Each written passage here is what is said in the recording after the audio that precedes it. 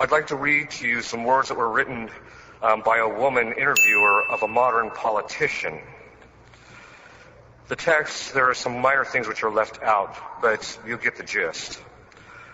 Our demands are practical conclusions which we have drawn from burning needs, the shameful humiliation of women, defenseless and without right. We demonstrate thereby that we recognize these needs and are sensible of the humiliation of the woman and the privileges of man.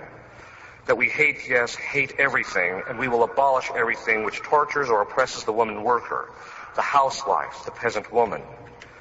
It wins us the confidence of the masses of women who feel themselves exploited, enslaved, and suppressed by the domination of man, by the power of the employer, and by the whole of society. Could there be a more damning proof of this than the calming acquiescence of men who see how women grow worn out in the petty, monotonous household work, their strength and time dissipated and wasted, their minds growing narrow and stale, their hearts beating slowly, their will weakened? The home life of the woman is a daily sacrifice to 1,000 unimportant trivialities. In law, there is naturally complete equity of rights for men and women. And everywhere there is evidence of a sincere wish to put this equality into practice. We are bringing women into the special economy, into legislation and government. All educational institutions are open to them so that they may increase their professional and social capabilities. That will mean freedom for the woman from the old household drudgeries and dependence on man. That enables her to exercise her full talents and her inclinations. The children are brought up under more favorable conditions than formerly. This sounds like a modern-day feminist, but in point and fact, it was Vladimir Lenin, the communist leader, interviewed by Clara Zetkin. And it is a fact that feminism, actually in its historical root in this country, actually has a direct connection to communism. You can read E. Michael Jones's book, Libido Dominandi, to see that. And they have something in common. They have the same trajectory. That is, to take children away from the proper formation which women give them in the household. Our Lady of Fatima said that Russia would spread her errors. And she did not merely refer to economic and political matters. It also refers to matters of the home. Women and men, for that matter, should quit looking to themselves and their disordered appetites for what will make them happy. And here we're thinking of the feminists. They must look to God. St. Thomas Aquinas says that happiness is of one of two kinds, either perfect or imperfect. Perfect happiness is in heaven alone. Imperfect happiness is of two kinds. The first is the life of contemplation, for example, prayer, the considerations of truths, and things of this sort. And the second is the life of moral virtue, because for a person leading a morally good life, God begets them a certain happiness. Moral virtue is a perfection of the various faculties of man, and that perfection is not of any kind whatsoever, but of the very nature of the faculty itself. And what that means is that the virtue perfects the structure, the very design of the faculty. God has designed men and women and their faculties to function in very specific ways. This is called a natural inclination. And sometimes it's by degree. Some people find these inclinations stronger than others. And these natural inclinations are always towards the good. And these conglomeration of inclinations, which God writes into the very structure in the heart of man, is called the natural law. We know what God's will is. We know what will make us happy just by looking at the way He designed us.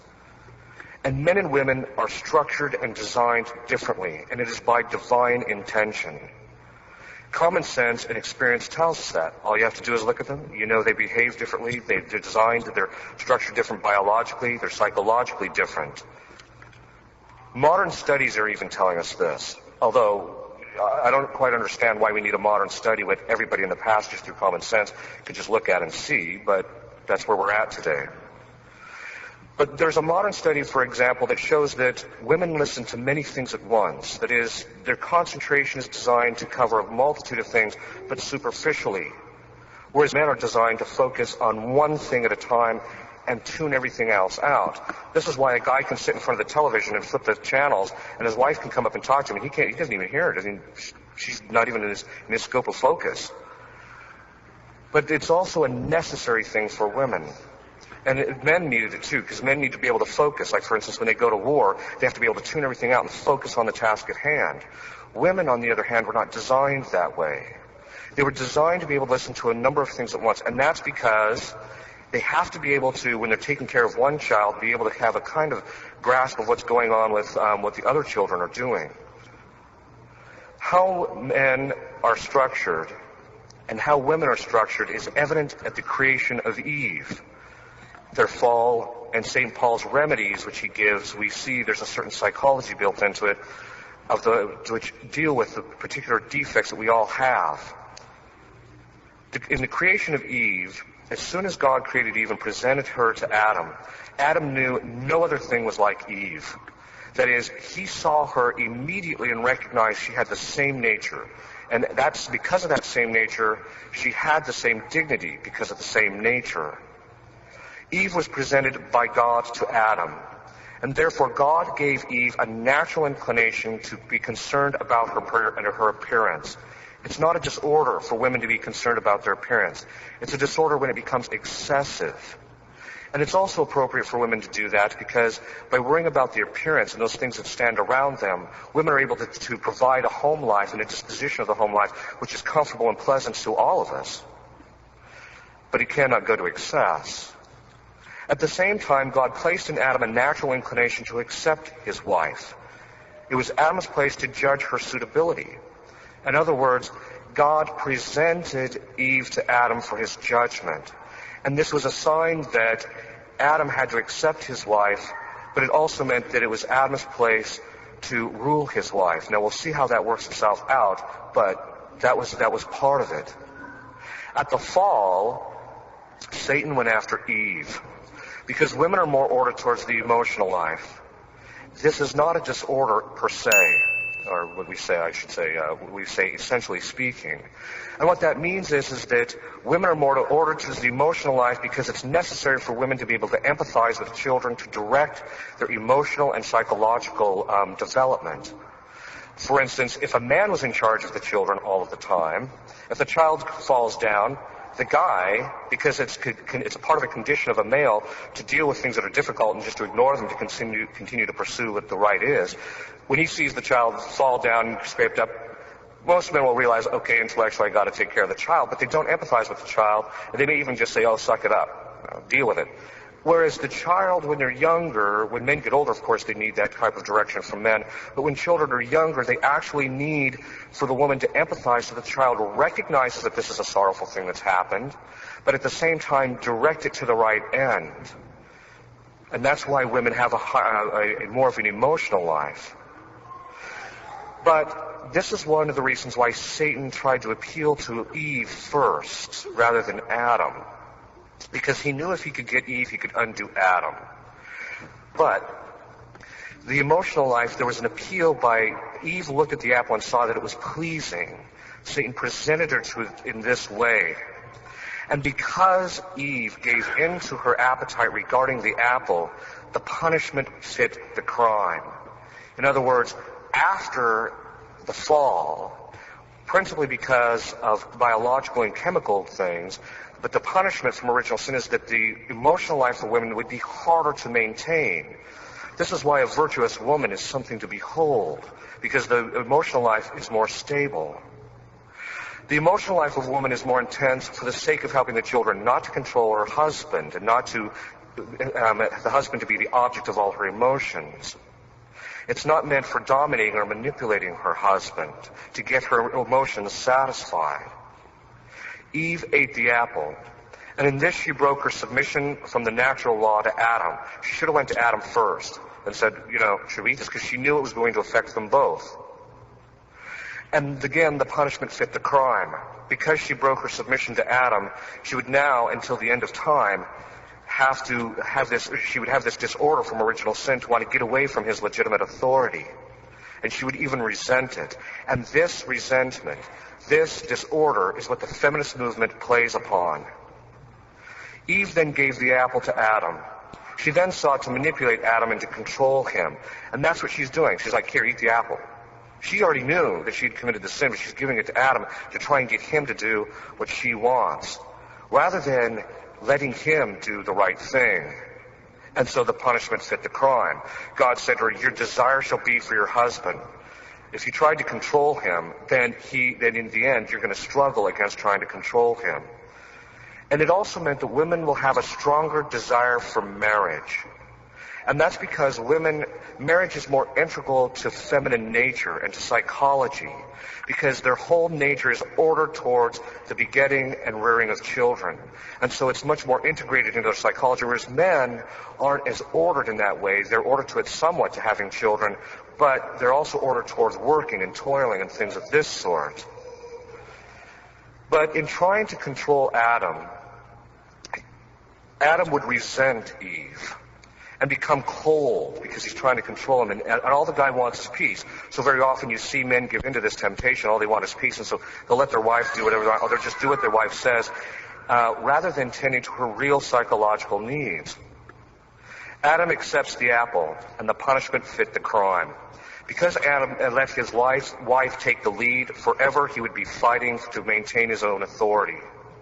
And also, he in the end was effeminate. Why? St. Thomas defines effeminacy as an unwillingness to be separated from one's pleasures in order to pursue the arduous or difficult good. Adam was unwilling to turn away from the pleasures of having his wife in order to pursue the arduous good, which was to be faithful to God's command. And this is one of the biggest temptations of modern man today. That is, they just let women run roughshod over them because they don't want to fight the fight, because they don't want to engage with arduous. It is this fact. It is the fact that men have become effeminate as to why the feminist movement has made so much advance. It is the dismantling of the family is due to men more so than women. The problem is going to be laid at their feet at the final judgment, because it's their place to assume the authority, to exercise it properly. Now, some would say, well, men dominate women. This is precisely why our Lord warns people with authority. If you don't use it as he intended, then you will have to stand before him and everyone else at the final judgment and make an accounting of it. He's going to be exacting a very heavy toll to men. For A, not assuming the authority if they don't assume it, and B, if they abuse it. And this authority that the man has over the household is not for his own benefit. Let's get that clear. It's ordered towards the spiritual and physical welfare of his family. That's what it's for. As a result, when a man assumes responsibility, that's how he practices self-denial. What are St. Paul's remedies for this? St. Paul says that women must be submissive to their husbands. And this is a fulfillment of the divine precept.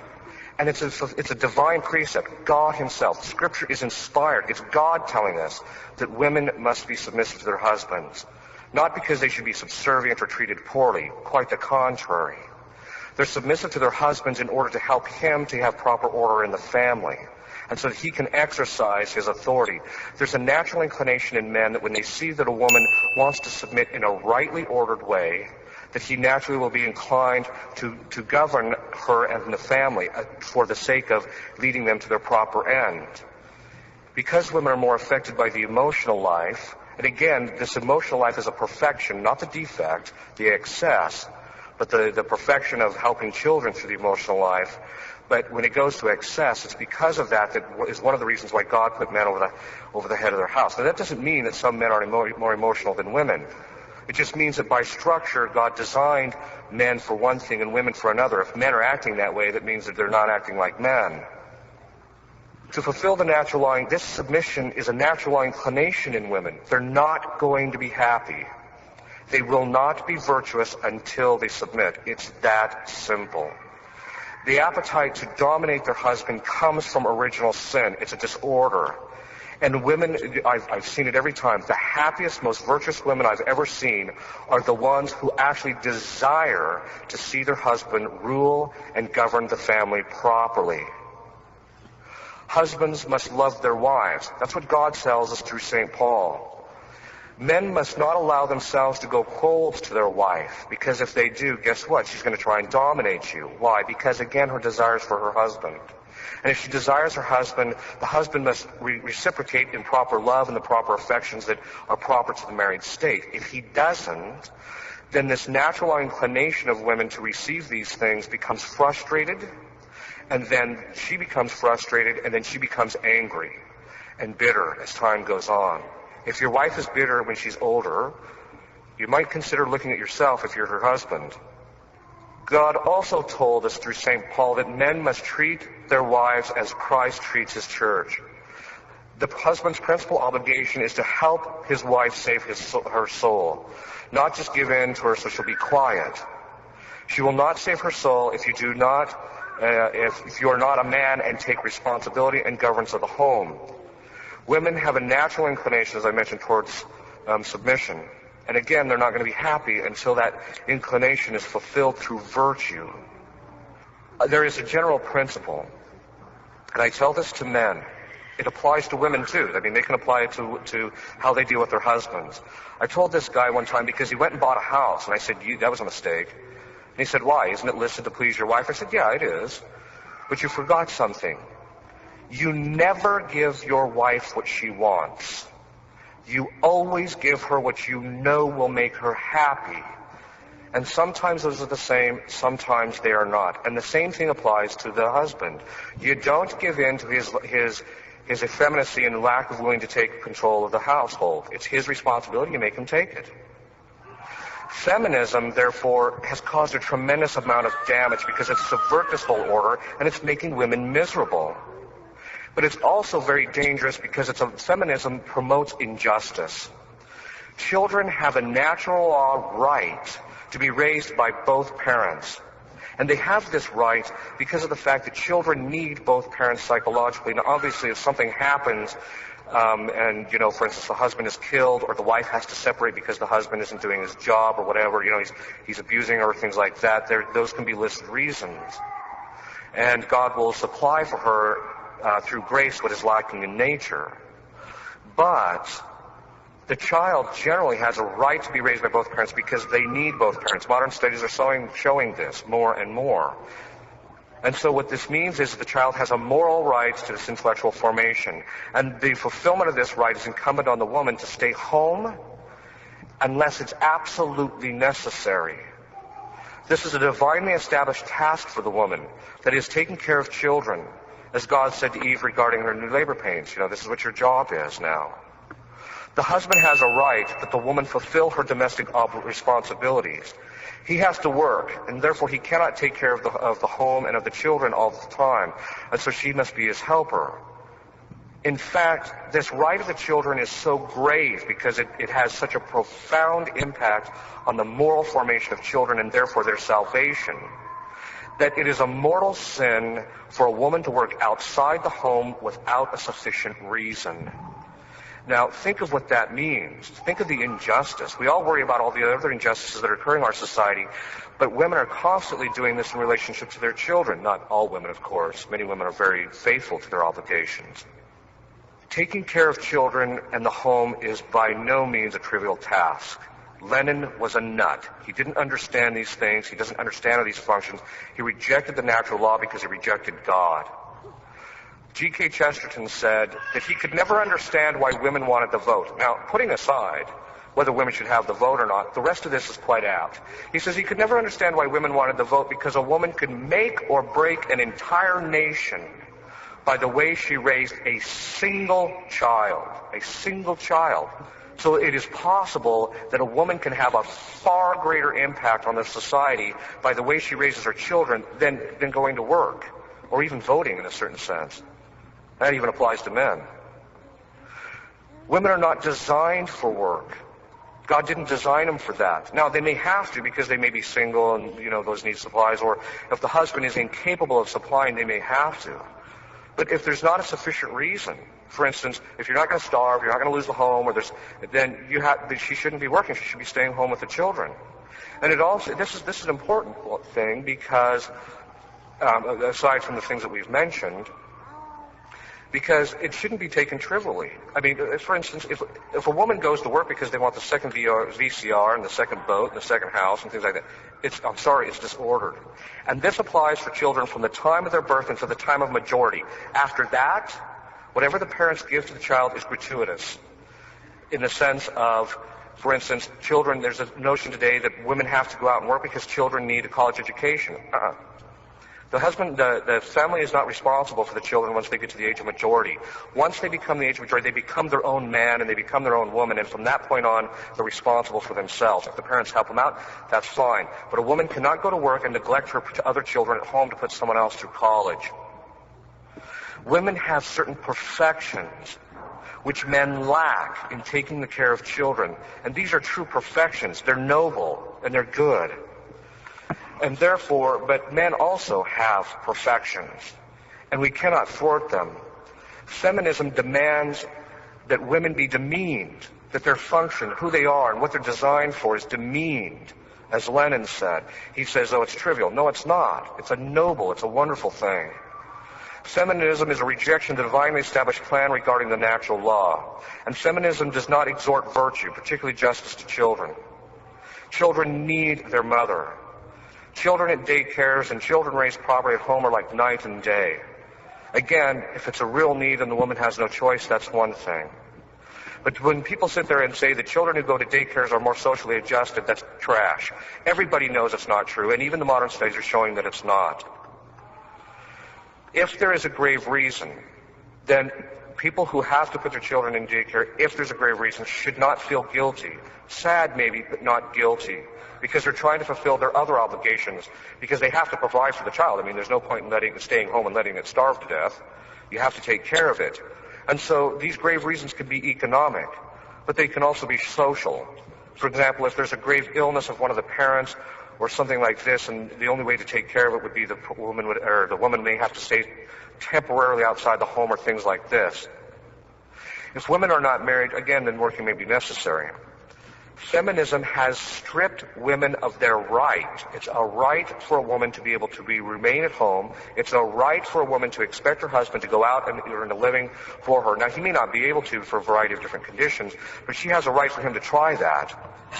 Because now there's also another problem. Because there's too many women in the working force, there's a glut of workers. And as a result, some women are forced to work because their husbands can't make enough money because the salaries are too low, because, again, there's a glut of workers, supply and demand. Feminism demeans the Holy Family, which is the exemplar. And women simply will not be happier until they follow the example of Our Lady. And men until they follow the example of St. Joseph, and children until they're obedient and submissive to their parents. Grace builds on nature. The natural law has ordained the structure of the family and the roles of men and women. They simply cannot advance in holiness, both men and women, without following God's providential plan regarding feminine and masculine nature. Again, in cases where the husband cannot supply, or in cases of unmarried women, they may have to work. But for those women who do not have to work, if they do, they will never attain perfection until they start staying at home, raising their children, and observe the laws of God, which cannot be done in daycare, except again for those in which it's truly necessary. Women simply will not become holy until they begin rendering justice to their children. It is that simple. In the name of the Father, the Son, and the Holy Ghost. Amen.